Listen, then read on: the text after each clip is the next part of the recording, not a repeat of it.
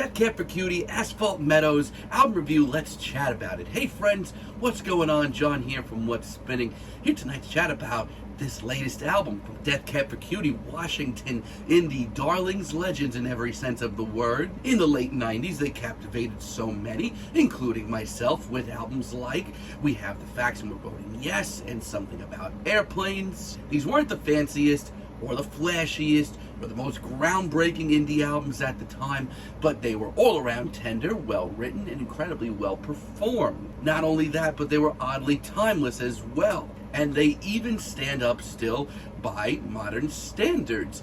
My only issue is when you get to the 2000s, just how hot and cold Death Cab for Cutie became. Like their photo album, I always thought it had its moments, but I always thought that so much of this album was too much of a leap into alternative rock. They took too much of a step. If anything, their masterpiece Transatlanticism did that, but so much more, smooth, tastefully as well. They brought in elements of classic emo here, as well as some of the greatest songwriting on an indie record you're ever going to hear. And I may be in the minority here, probably am, but I've always thought that Plans gets a little bit of a bad reputation. It is not their best album by far. It's sloppy as hell, but there's a lot of really timeless singles on there as well. It's everything after that that I've had the bulk of my issues with. Between Narrow Stairs and Codes and Keys, these albums, both of them, were really, really tough to sit through at the end of the day. And Death Cab for Cutie went from being pioneers to a band desperately trying to stay relevant very quickly. Now, I do still kind of like Kintsugi. The overall droniness, the darkness of this album, and just how deeply depressive it is has always, at least impressed me somewhat.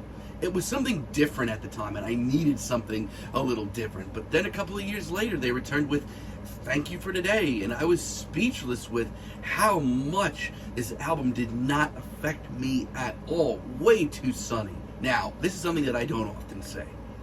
I have not been excited for this album at all. My anticipation for a new Death Cab for Cutie album in 2022 was at an all-time low. But I'm going to kick myself for saying this. I really liked the singles, basically all of them. Let's chat about this. This album starts off with I Don't Know How to Survive, and it's a pretty great start. I like the hazy left field riff that has a little bit of an off-kilter groove to it. But I think a lot of what I like about this track, and what I like about other songs here as well, is the confidence behind it. My old issue over the years with Death Cab for Cutie going for a more alternative rock sound or a heavier sound was, from a distance, it doesn't sound like a bad idea, but I always thought that Ben Gibbard and the boys just sounded like they were very uncomfortable doing it. But here, they sound right at home. It's got a crunchy riff. I love the chorus too. I don't hate this as an intro at all. Hearing Roman Candles as a single, when I first heard it, it shook me. It's got a gnarly, heavy riff once again, and Ben's performance on this track is oddly stoic and really mesmerizing. It's a real left turn from where they've been over all these years, but I don't hate it. Ironically, it comes off really driven, confident, and well thought out. Then we get the title track, Asphalt Meadows, and I have to say how streamlined this track comes off is pretty commendable. Like, once again, I've always thought them with Death Cab get a little crunchy, pick up their instrumentals a little bit, they sound kind of awkward. But this is upbeat, classy at points, and has a little bit of a bite to it. And on top of that, it's really colorful and vast feeling. I was not looking forward to this album, but I'm happy with it. Here to Forever is also pretty good. I thought it was tasteful and well done. It's grown on me ever since, too. It's upbeat. It's breezy. I love the sunny atmosphere. In a weird way, it reminds me of what drew me to them originally.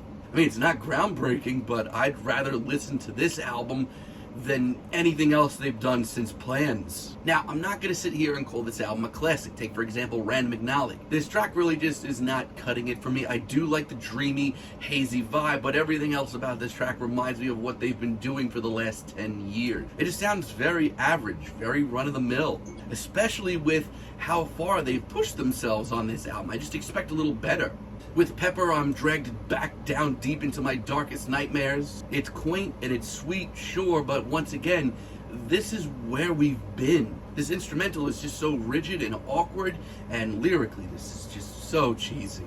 Wheat Like Waves, once again, same problem. This could have fit nicely onto, I don't know, narrow stairs. It's just so plain Jane, so inoffensive, so boring. This sounds like it could be any old band, not an iconic band that has put out incredible albums in their early days. This album is a slippery slope, and one that you should really, keep your eye on and take notice before listening to it. Fragments from the decade also. I love the production here. It's crisp, man. But man, this is so boring. This is so unbearably slow-placed and hazy and one note. I mean, the slide guitar solo is nice, but outside of that, no progression in sight. Outside of that, though, this album's not groundbreaking. You're not going to be talking about it 5 years from now, but I swear, this is the best thing they've done in years. It's also just their easiest to listen to and sit through in years. Like, I had no problem listening to this. Foxglove Through the Clearcut is actually probably my favorite track here. I love the twinkling instrumental, the hazy atmosphere, and the storytelling, which is something I've always loved from them. It's really easy to take in, perfect for a lazy afternoon, and by the end of this track, it becomes one of the most epic and gigantic sounding tunes they've put out, and God, I can't even think. It is shockingly triumphant, and I Miss Strangers.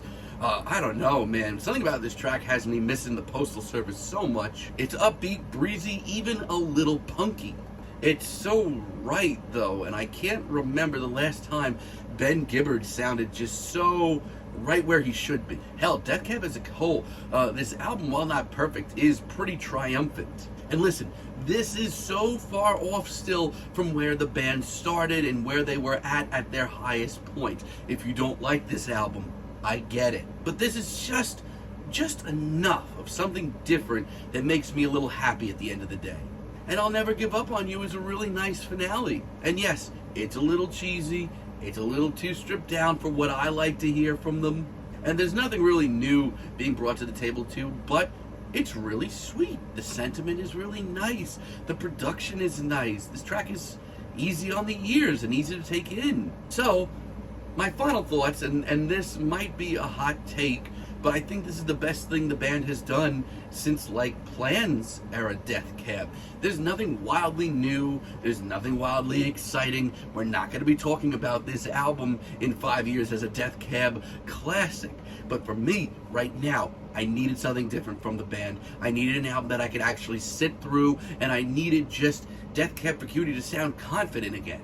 And that's what we get here. And yes, there's a slippery slope. When this album is ugly, it gets ugly very, very fast. But for the most part, I actually kind of like this album a lot. I'm feeling a decent 7 on this album. I can't believe I am saying that, but I am. Let me know what you all think down below. If you liked the video, be sure to give us a like, give us a subscribe, and let me know down below what you would like for me to chat about in the future. And until next time, have a great day, friends.